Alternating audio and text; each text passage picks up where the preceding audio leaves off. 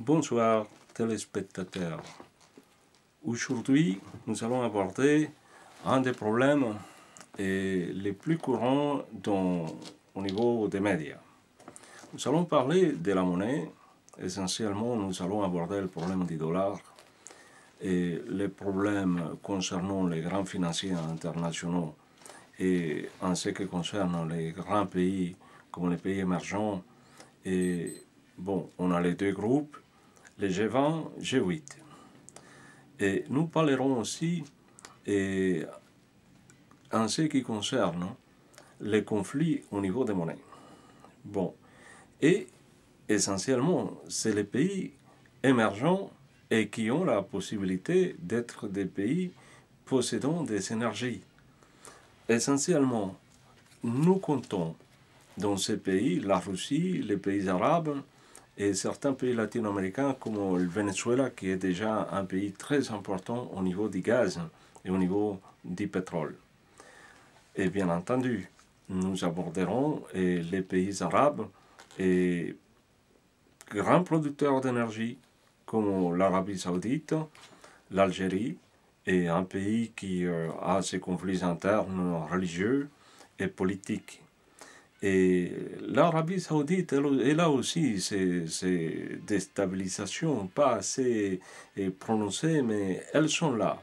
Il y a ces problèmes avec l'Irak et avec l'Iran, que c'est déjà des pays très importants au niveau de l'énergie et concernant le gaz et le pétrole. Mais parlons surtout de la monnaie.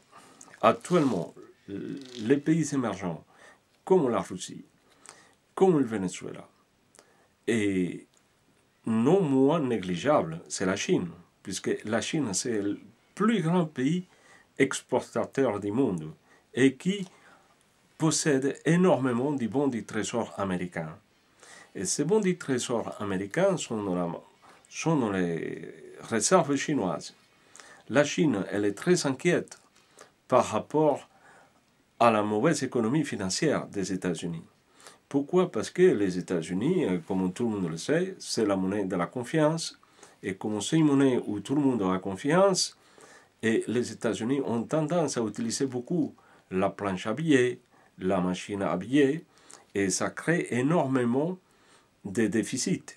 Pourquoi? Parce qu'on ne les corrige pas. On sait que du moment où il y a la confiance, on peut mettre des dollars, sans compter les conséquences que ça peut avoir au niveau des économies mondialisées telles qu'elles sont actuellement. Pourquoi j'ai dit les économies mondialisées? La Chine, elle a une population, et tout le monde sait, presque 1,5 milliard d'habitants. Mais cette population, elle est aussi en conflit. Pourquoi? Parce que les syndicats en Chine commencent à se développer et commencent à demander un pouvoir d'achat pour la grande majorité des travailleurs chinois. En Chine, bien sûr, il y a une couche de la population assez grande au niveau, on peut le comparer à la couche de la population qui vit en Europe avec des revenus assez convenables. Eh bien, en Chine, ça existe. Mais malheureusement, la Chine, ce n'est pas 300 ou 400 millions d'habitants. C'est 1,5 milliard d'habitants. Et pour 1,5 milliard d'habitants, on ne peut pas continuer à gérer une économie comme si on était en Europe. Et ces populations chinoises qui viennent de la campagne, qui progressent et qui veulent s'investir pour prospérer, pour avoir une meilleure vie, eh bien, ils souhaitent avoir un pouvoir d'achat.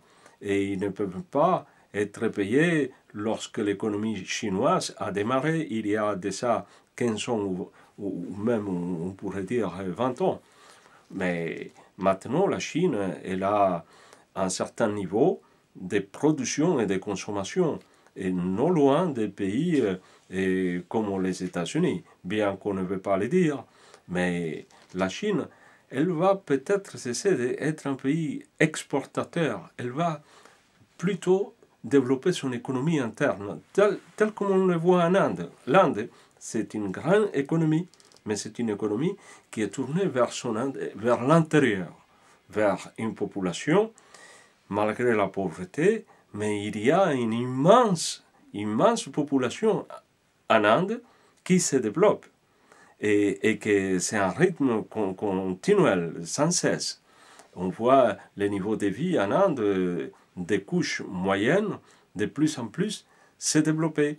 Pourquoi? Parce que l'Inde ne veut pas dépendre de l'exportation seulement. Elle veut dépendre de son économie interne, qu'elle développe, elle met ses efforts au niveau des sciences et au niveau de la consommation quotidienne, si vous voulez.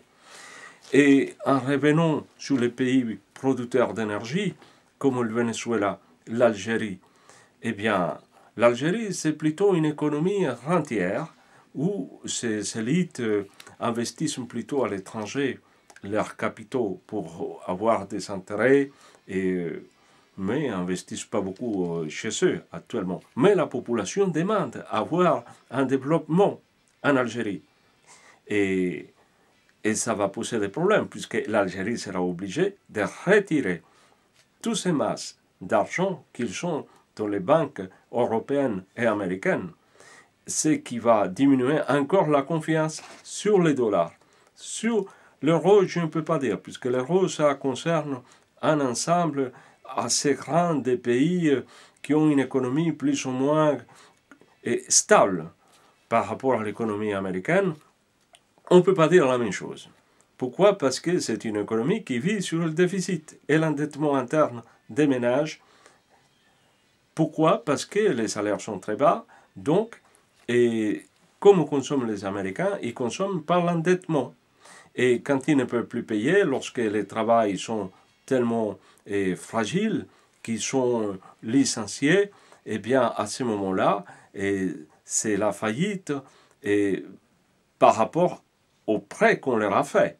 À ce moment-là, les banques, elles sont des problèmes. Et nous voyons comment tout est lié. Hein?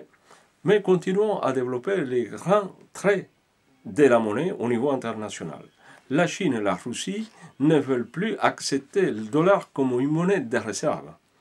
Elles sont d'accord qu'il faut trouver un moyen pour contrer aux grandes difficultés qui posent le financement de l'économie mondiale par une monnaie qui ne repose que sur le papier, comme la monnaie américaine. Il n'y a aucune garantie que les États-Unis puissent dire aujourd'hui, même demain ou en mettant 2 ou 3 ans, que ces dollars, on aura toujours ces confiances. Non, l'économie américaine, elle est instable. Il y a un taux de chômage comme on n'a jamais vu comparé aux années déjà 30. Même dans les années 30, ce n'était pas à ce niveau-là. Mais maintenant, c'est comme ça. Mais seulement, c'est une population qui ne s'organise pas beaucoup. On fait tout pour que chacun pour soi. Mais du moment où les Américains vont continuer à se retrouver dans les rues et ne pas payer leur maison et perdre leurs biens, forcément, il y aura une organisation au niveau social parce que les gens vont résister à ces systèmes.